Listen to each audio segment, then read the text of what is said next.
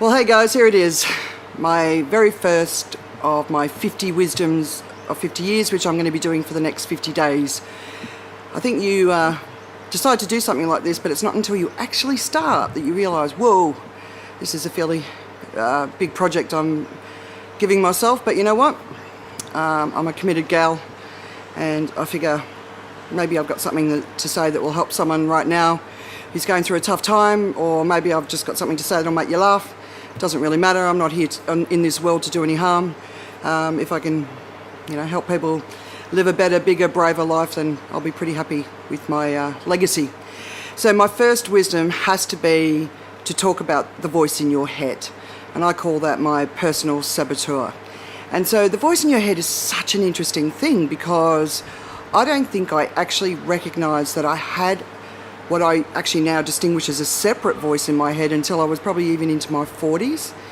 And it was a real light bulb moment. It was like there was this constant internal dialogue saying to me, you're kidding yourself, who do you think you are, why do you think anyone cares about you? I mean, just this constant negative voice. And often I would get on with life despite it, but it was always there, it was always hammering me. And then I reckon it was in my early 40s that for the first time I kind of realised, wait a minute, that's not me, that's something that is me, but it's not me, and it was a separate thing. And if you listen to anyone who's sort of in the spiritual space, they will talk about that voice, and they'll talk about it in a different way. But I'd have to say that none of them were really talking about it in a way that spoke to me then. I needed to sort of define or identify the voice for myself. So if you have this internal dialogue that is negative, which is putting you down, which is telling you you're a joke, or you're kidding yourself, or whatever it's doing, the first job you've got to do is you've got to recognise it for what it is, right?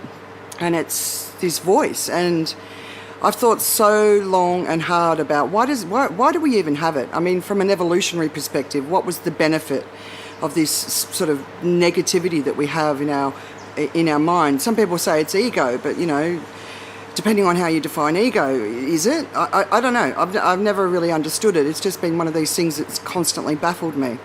But if I go back to when it began, it was definitely in my teenage years. And I was a pretty deep, dark teenager. I was pretty, the world I'm sort of entering now with my own today teenager with Lex, and Jax is quickly following. But yeah, for me, teenage years were pretty dark. I isolated myself inside myself, like inside my head. I struggled through those years, but I never stopped these negative thought processes that were in my head as I evolved out of my teenage years. And that might actually surprise a lot of people, because people who know me, sort of see me as really positive, I'm happy, I'm bubbly, I like to be silly, all that sort of stuff. But inside my head, towards myself, never externally towards other people, I've got this critical voice. It's always there. And I don't like it. I don't like it at all. But the other interesting thing that I found, because when you start to sort of identify something like this, you start to ask people about it. And I remember in the early days when I would express some of these ideas and thoughts and feelings that I had out loud to the friends and the community around me, especially after I left Australia, because I suppose before I left Australia, which was nearly 25 years ago, I was around the same people, and they knew me, and they knew that I like to take the piss out of myself and laugh at myself, right?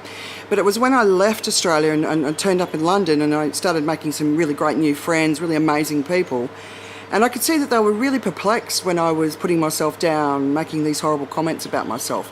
It didn't match their view of me. And so then I started asking people, like, well, do you have a voice in your head?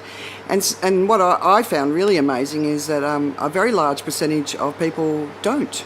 They don't have the voice in their head. But if I was going to look at majority, I would say women have it more than men, but men still have it. And I don't know why we have it. And I've looked into it, and I'm sure there's something published that's much more elegant. I haven't been able to find it. I've asked, is it a religious upbringing? But that doesn't match with people I've spoken to about it. Coming from a broken marriage, is that what it's about? Having a broken family when you're young. Is it society? Is it materialism? Is it just humans have evolved and this is the way that, you know, we are evolving?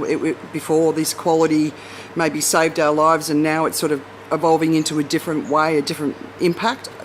And the reality is, I don't know the answer, and if you do know the answer, I would love to hear it. But what I want to do is I want to tell you how I've dealt with it, because that's the important thing, right? If you have a voice in your head that is not helping you live a bigger, greater, braver life, that is not helping you step forward with courage, that is making you doubt yourself every step of the way, that is making you fearful of even trying something, you know, that you really, really want to do, then you got to get that voice under control, because it's making you smaller, and when you're smaller, the world's smaller. We all need to step into our potential. We all need to step into our complete magnificence. I think it's just so important, and the world needs all of its magnificent people right now, because the people who doubt are usually the most beautiful people in the world, I find. So we do need you. We need you to step into this. So this is what I did, and swearing is coming. I basically just told the voice to fuck off. And I made a commitment for a month. I said, right, that's it. I'm going to tell you to fuck off for a whole month. No matter what you do, no matter what you say, I'm going to tell you to fuck off. And in the process of that month, it was a really interesting process. And so I want to encourage you to try the month. It kept coming back. It kept coming back, and my God, it's amazing. Because then, of course, you start to doubt yourself that there is even this separate voice in your head, because it's coming back and it fights to exist in your mind, right? But by the end of the month, it was quiet. And I'm a very visual person, right? But what I felt was that it was like sitting in this box in my mind, and it was always there, and it was always watching, and it was listening to everything I was saying and doing and thinking and feeling, right? And every now and again, it would escape its box, and my word, it's a good saboteur. It knows what it's doing. And then you obviously have to go back again. You have to say, whoa, no, you're not welcome anymore. I want you gone. Fuck off. And yeah, of course, you don't need to swear, but I do think fuck off is a very powerful phrase. But the only thing that really matters is that whatever you say to the voice, you mean it. You mean it with every fibre of your being. Just tell it to fuck off. So that's why I wanted to talk about the voice in your head. You've got to recognise it, you've got to separate it, and then you've got to get it under control. Don't let it control you. If anyone wants to help me understand more about why we have it from an evolutionary perspective, I would love to know. It's never made any sense to me. It's just something there. And for those out there who do have it, I know so many of you are such incredible friends to me, and we've one-on-one spent a lot of time talking about it, but get that voice under control. If you are not doing everything and making decisions and doing every step to make your life better, richer, fuller, more powerful, more beautiful, then you're letting that voice win, and that voice doesn't deserve to win. We need everyone to be their most magnificent selves, all right? I'm trying every day. It's a battle. I get it. But I'd love to see you try too. So take your month and tell that voice to fuck off, but you've got to identify it first. It's the identity of it and then the separation of it that really, really helps you to step into that ability to start putting it back in its box. And then every time it gets out, you've got to do it again. All right, so that's it for today. This is my first wisdom of 50, which I'll be doing for the next 50 days. I'd love it if you join me sometimes. Of course, I'm not expecting everyone to be there for everything. But if you think I say something that someone would benefit of, I'd surely appreciate it. I'm sure I'm going to attract some ugly bastards and some trolls on the journey, but, you know, here we go. That's life. Putting your voice out there into the world is not an easy thing to do, and hopefully by doing it myself, I might help other people get more confident to do it themselves. So there you go. Get that voice in your head under control and be all you can be. Don't let it win. It doesn't deserve to win. It really, really, really doesn't.